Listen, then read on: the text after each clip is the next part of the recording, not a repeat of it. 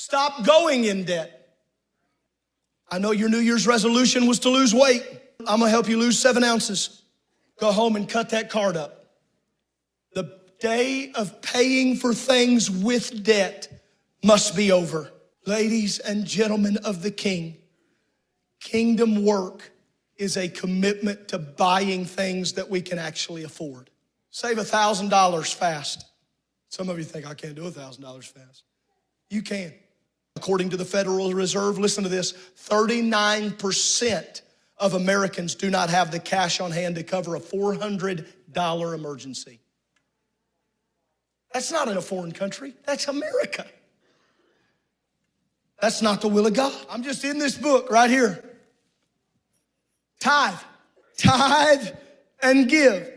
Here's the kind of life I want to live. I want to live the kind of life that if anybody knew what I gave to the kingdom, I'd never have to be embarrassed. Most of all, the Lord. Attack your debt. Go after it. Rank your debts from smallest to largest. Oh, Pastor, that's not preaching. Yes, it is. Attack your debt. The smallest. One of the worst mistakes anybody can make is think you're going to just chip away at the big debt first. Find that one debt. Do you a free credit report. Find that one debt that's $47.32 and kill that sucker. Create a monthly budget. John Maxwell says a budget is telling your money where to go instead of wondering where it went. You ever paid attention to what you pay for a soft drink at a restaurant?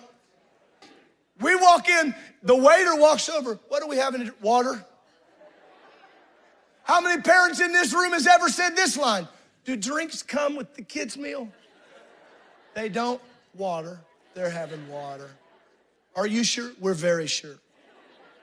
Very sure. What are you going to do for a job? I want them thinking that way. Why? Oh, Pastor Carson, don't you have the money just to give to them? No. I don't. Even if I do, I don't. I want them to know how to work. If we hand them everything physically and financially, and we do not teach them to work for what they have, we are actually hurting them spiritually. We are hurting them spiritually. Because if we're not careful, we walk in here and we just expect God to be here. We just think God will do it.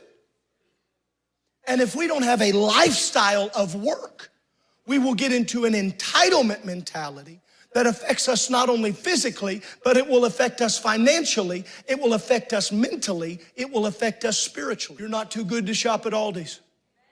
We only shop at Whole Foods. Well, you're in another level. You're in another level. And I'm glad for you. I'm gonna tell you right now, I'm glad for you. But when you're 20 years old, okay. I'm not preaching to the people who can afford it. I'm preaching to the people that like the prestige. I only buy organic from Whole Foods. You need to get an organic brain and walk out and go get something you can afford. People looking at you snooty like, ugh. Where'd you buy those? It doesn't matter, I bought them. You didn't buy, don't complain. Come on, parents, you don't have to. Those aren't Doritos. What are cheese triangles? What? Buy your own chips. Pray for creativity and wisdom. Nobody could say that while I've talked about money or preached about money that I've said anything about blab it and grab it, any kind of a weird prosperity doctrine. I'm not preaching that at all. I'm preaching this. If you'll work hard, if you'll not allow mammon, if we'll turn from those things and we'll work hard and we'll pray for creativity, we'll pray for wisdom. Well, I want to pray for hard work. Well, pray for strength, but hard work's on you. I want to pray for somebody else to do the job for me. Doesn't work that way. God, give me the health to be a hard worker.